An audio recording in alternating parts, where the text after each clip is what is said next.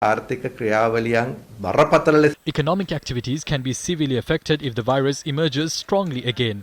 The Omicron variant can't be detected in tests conducted at the airport. That is because it takes days to identify that. That's not practical. What we must ensure is that passengers undergo PCR tests before boarding a flight.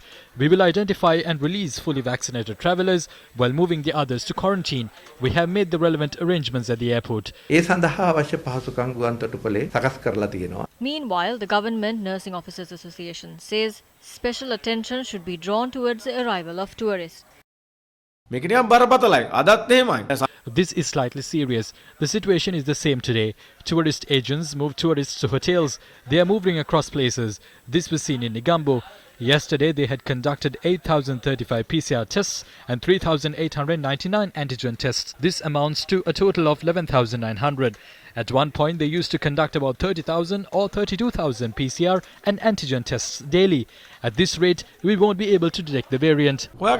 Is there a risk that the Omicron variant could enter Sri Lanka through tourists? Tourism Minister Prasanna Ranatunga said Sri Lanka is at a low risk of being exposed to the new Omicron variant in South Africa. He noted that it is not necessary to impose a 14-day quarantine period for travellers. Anyone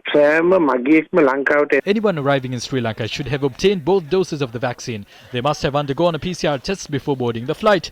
Therefore, I feel that we are a low-risk country for the variant. As we have ensured the safety of Sri Lankans, we can allow travellers to enter the country.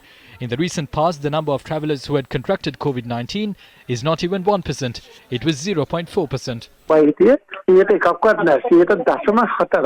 What is the status of the Omicron variant overseas? The first case of the Omicron variant was detected in South Africa last Wednesday.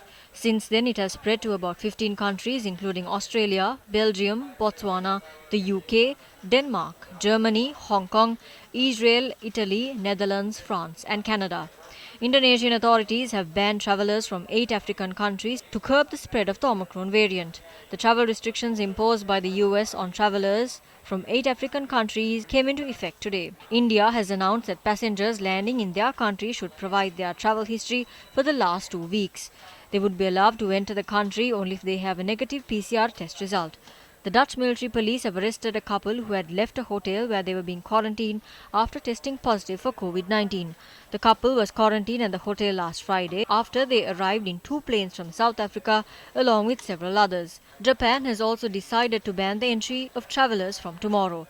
Australia is also set to review its plans to reopen borders to skilled migrants and students from the 1st of December. The World Health Organization says it will take a few more weeks to study the exact nature of the new COVID-19 variant.